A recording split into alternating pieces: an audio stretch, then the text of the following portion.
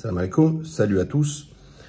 Tout d'abord, moi, toutes les paix aux âmes de toutes les victimes, une compassion pour les familles des victimes, parce que c'est toujours plus dur pour ceux qui restent que ceux qui sont partis, surtout pour nous les croyants. Et bien sûr, à tous les proches, les blessés, tout ça, et ceux qui se sont sortis et que la situation n'est pas facile, parce que beaucoup sont, justement, n'ont pas encore un hébergement provisoire, etc. Alors, moi je comprends pas parce que je parle depuis des années, même à l'époque quand j'étais en radio, que ce soit sur RMC, que ce soit sur Beurre FM, j'ai toujours parlé des choses politiques. Je continue à parler de la politique, qui soit nationale, beaucoup nationale et internationale.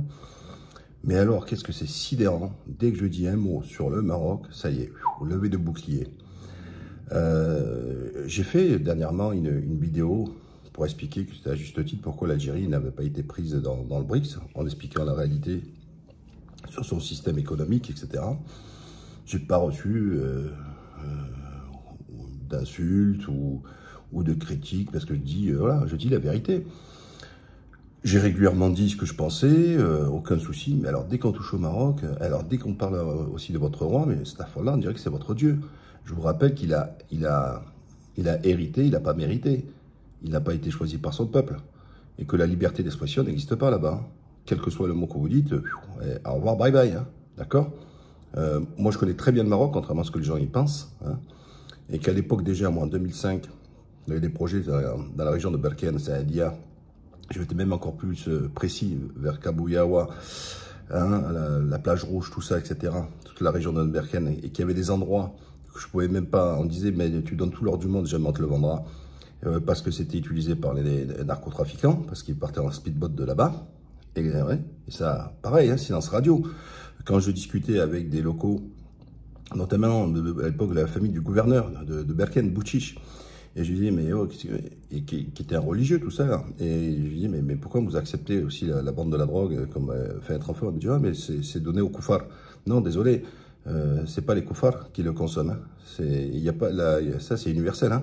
Vous croyez qu'en France, les seuls fumeurs, c'est les non-musulmans, c'est pas les badanais? Non, c'est faux, c'est complètement faux, complètement faux. Mais pour revenir au sujet, vous croyez que les Algériens n'ont pas été critiques quand Bouteflika passait son temps à se faire soigner en France? Et en plus, pire, il se faisait soigner dans les hôpitaux militaires en France. Bien sûr que c'est critiquable, alors que l'Algérie a perdu des tonnes de médecins parce que l'Algérie était dans la capacité de les payer correctement et qu'ils ont fait le bonheur des pays étrangers, notamment en France. Enlevez les médecins algériens dans l'hôpital français, vous allez voir que les hôpitaux vont fermer. Ça, c'est une réalité. Donc, quand je parle du Maroc et que je dis la vérité, que le roi du Maroc passe plus son temps en France qu'au Maroc, c'est une réalité. Et pas forcément que pour se soigner, parce que là aussi, il n'a jamais été honnête, il n'a jamais été transparent sur sa maladie. Ça, tout le monde dit, oui, on pense qu'il est malade et tout, mais elles sont où les déclarations? Il a dit qu'il était malade et quelle maladie? Il n'y a aucune transparence. Moi, je connais des gens qui le connaissent très très bien personnellement, même en dehors de sa maladie, il venait faire sa fête ici. Hein. Donc voilà, je ne vais pas ressortir les vidéos où il est méché et compagnie. Il a acheté des biens en France, il a plusieurs biens en France, etc. Comme moi, j'ai dénoncé que des généraux, les gens de la corruption algérienne, les premiers propriétaires immobiliers à Paris, ce sont les Algériens. Hein. Voilà, ça c'est une réalité. Et que la France a toujours fermé les yeux sur le blanchiment de l'argent, notamment de la corruption, là-dessus. Voilà. Alors, si vous voulez être orgueilleux, soyez orgueilleux contre pour dénoncer tout ça. Mais moi, mon camp, il est choisi. Mon camp est toujours aux côtés des peuples. Mon camp est toujours de celui qui sont les plus fragiles. Vous croyez que ça me fait plaisir de voir que les petits gens qui ont construit sans aucune norme, sans rien du tout, avec des bacs à sable, et qu'on refuse l'aide internationale, enfin, une partie de l'aide internationale, on cible, on dit on veut l'Espagne, l'Angleterre, tout ça, et que non, la priorité, c'est d'abord de sauver des vies, on s'en fout de l'aide. Les premières heures sont importantes, les premiers jours sont importants, etc. Parce que c'est des secouristes qu'on a besoin de chercher des vies. Et alors quand j'entends même des journalistes qui supportent le pouvoir à la télévision avec véhémence, non, on n'a besoin de rien, on est capable de faire, là. Par contre, on aura besoin de vos milliards après pour reconstruire. Tintamilou. Alors si tu as besoin de rien avant pour sauver des vies, mais tu veux l'argent pour reconstruire. Alors l'argent, il n'y a pas de problème, hein. Mais sauver des vies, il n'y a personne. Putain, mais c'est cruel d'entendre ça. Hein. Moi, déjà à l'époque, quand j'avais tous les le nationaliste en carton. J'écoutais, le Maroc, c'est la première puissance économique mondiale, champion du monde, magnifique, tout ça, etc. Mais revenez sur Terre. Vous voyez, les Algériens, au moins, quand ils sont pas contents, ils ont été dans la rue, ils ont manifesté pendant des semaines, des mois même, massivement, pour dénoncer le pouvoir. Vous, un peu des rifins ou certains qu'on peut se rebeller, ils ont été au gnouf, hein. Donc ça, c'est une réalité, mais ça, vous ne le dénoncez pas. D'ailleurs, qu'est-ce que vous faites en France? Qu'est-ce que vous faites en Belgique? Si tout est merveilleux là-bas, extraordinaire, votre roi, le Malik, oh là là, extraordinaire, allez lui embrasser les pieds, embrasser la main et compagnie, là, comme vous faites. Moi, je m'incline que face à Dieu. Je m'incline devant personne d'autre.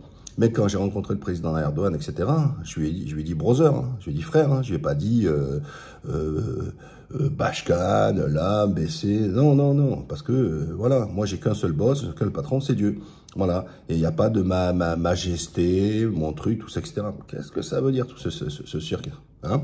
Alors, moi ce nationalisme en carton, moi, me sidère, et donc quand je dis le roi du Maroc, il refuse, pour des façons politiques, que les secouristes français, l'État français envoie la sécurité civile, etc., pour aller chercher les victimes et espérer sauver un maximum de vies.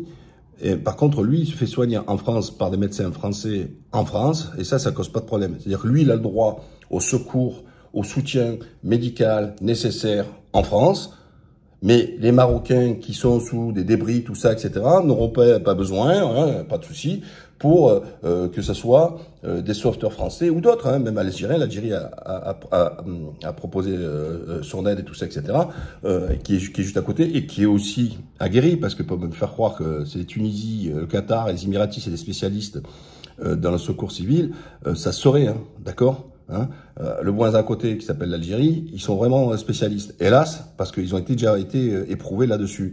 Ils sont où les chiens? Hein, on n'a pas de chiens, hein, d'accord? Donc il faut des chiens aussi pour dénicher les gens et tout ça, etc. Donc vous voyez, toujours pareil. Donc ne m'en voulez pas à moi, n'ayez pas votre truc, en voulez vous aux responsables. Et vous êtes les premiers responsables toujours confortés. Et quand on me demandait à l'époque souvent, Mourad, tu veux pas contribuer, faire un avant, mettre en avant, faire un poste pour récupérer de l'argent pour faire un puits? J'ai dit quoi? Mais je croyais que vous étiez la première puissance truc, vous êtes tout est merveilleux.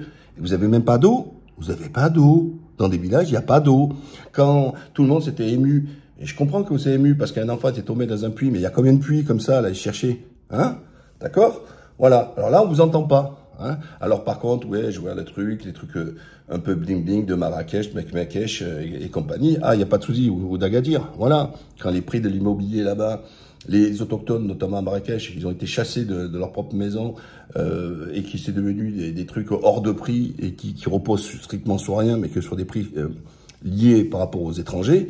Voilà, hein, quand vous avez quitté votre culture, accepté que Marrakech devient un dépotoir, c'est pas moi qui le dis, hein. Les gens, si tu vas à Pattaya ou tu vas à Marrakech, hein. Désolé, là on trouve pas votre orgueil. C'est incroyable quand même là-dessus. Bien sûr, je connais de nombreux de Marocains qui sont objectifs. Ils sont patriotes, ils aiment leur pays, ils veulent le meilleur, mais justement, c'est parce qu'ils veulent le meilleur qu'ils sont objectifs. Donc quand les choses vont pas, ils le disent, et que les choses vont dans le bon sens, ils le disent. Sauf que là, on les voit, non, on n'a pas besoin de personne. Ok, dont acte. Mais venez pas nous pleurer après avec votre drapeau. Ouais, on me dit c'est rien par rapport à la Turquie. C'est que il y a moins de morts et c'est moins étendu. C'est vrai que la Turquie c'était sur 500 kilomètres, mais dans les premières heures, Erdogan il a dit je demande toute l'aide internationale et sans faire de filtre. Hein. Et la Grèce c'est pas son ami, ils allaient se taper dessus. L'Arménie à côté. Il y a même Israël, etc. Mais il a accepté toutes les gens de bonne volonté parce que sa priorité, c'est pas son nefs, sa priorité, c'était sauver son peuple. Et donc, on a eu beaucoup de vies qui ont été sauvées grâce à ces secouristes. Mais là, on dit, oh, c'est rien, c'est incomparable avec la Turquie. C'est vrai qu'en chiffres, c'est incomparable, etc. Mais vous pouvez pas jeter comme ça d'une main en disant, non, on n'accepte pas des gens pour sauver. Voilà, moi, ça me sidère. Et enfin, vous voyez, moi, je suis français, je suis algérien et je suis turc. 3. Donc moi, je suis pas empreint de nationalisme. Et j'ai toujours dit, quand c'est la Turquie, qu'il y a des choses que je suis pas d'accord avec Erdogan, ou sur la politique ici, ou quand je dénonce le racisme anti-arabe parfois, tout ça, etc. Je le fais, je le dis, et personne ne me rentre dedans parce que je dis la vérité. Mais dès que je dis la vérité sur le Maroc, ça s'occulte, ça s'offusque, etc. Je vous rappelle que votre imam Okossen, hein, qui n'était pas ma trempe sur le plan religieux, j'étais un des rares à aller au Caspi pour le défendre parce qu'il était victime d'une injustice. Hein, certains l'ont oublié. Et il est au Maroc, d'accord? Et posez-vous la question, pourquoi il ne parle pas beaucoup, d'accord? C'est peut-être parce qu'il n'a pas forcément la liberté de pouvoir parler. Voilà, vous voyez, ça aussi, hein, il faut dire les choses. Moi, en France, je dénonce Macron ou les anciens gouvernements, Hollande, etc. C'est vraiment minoritaire, les gens qui me reprochent, je n'étais pas content qu'elle soit venue alors que je suis français. Mais bien sûr que j'ai le droit de parler, d'accord? Mais même si je n'étais pas français, vous en France, vous passez votre temps à juger, notamment les Marocains qui vivent en France ou en Belgique. Vous critiquez Macron, vous critiquez les politiques qui sont menées, d'accord? Ah ça, vous l'acceptez. Par contre, si on dit quelque chose sur votre Maroc, ah là, c'est pas possible. Ah non, c'est réservé. J'ai le droit de dire ce que je veux quand même. Si vous faites allégeance au roi et vous aimez baisser la tête et faire les moutons, c'est pas de problème. Mais moi, je suis pas un mouton, moi. De n'importe où dans le pays au monde, je dis ce que je pense. Je dis, voilà, des pays, voilà ce que j'en pense. Voilà. Donc, moi, je veux dire, il faut revenir. En plus, chaque fois, alors, pareil. Revenir sur le plan religieux, sur des trucs comme ça. Mais avec vos comportements nationalistes, mais c'est incompatible. Et depuis quand même, dans l'islam, on a dit que la royauté, c'était quelque chose qui était convenable, voilà, etc. On a dit il faut condamner le blâmable et encourager le bien, d'accord, voilà. Donc désolé quand pour des raisons diplomatiques, politiques, tout ce que vous voulez, on se dit moi je veux pas de la France de l'aide de l'État français, etc., pour sauver les miens. Mais par contre, moi, je veux bien sauver ma vie par des médecins français en France, et je passe plus de mon temps de ma vie en France, et quand il y a eu le séisme, j'étais en France, etc. Ça, non, désolé, moi j'ai du mal, et ça, vous arrivez à le défendre, tellement avec mauvaise foi, une mauvaise foi qui est totale. Voilà, pourquoi? Parce que vous êtes gangréné par ce nationalisme en carton, etc. Voilà ce que je voulais dire. N'oubliez pas, abonner, partager, liker. Et à la prochaine. Ah oui, très important. Erdogan, vous pouvez lui dire ce que vous voulez, hein. Mais Erdogan, il a des problèmes récurrents, lui, de santé. Tous les Turcs savent qu'il a des problèmes de santé. Mais il se fait soigner en Turquie, hein. Il se fait pas soigner en France ni en Allemagne, hein. Et voilà. Hein, moi, j'ai pas vu, moi, des ministres ici ou n'importe qui aller se faire soigner en France, hein. Voilà, ça, c'est une réalité. C'est tout. Hein. J'espère que ça va vous faire cogiter.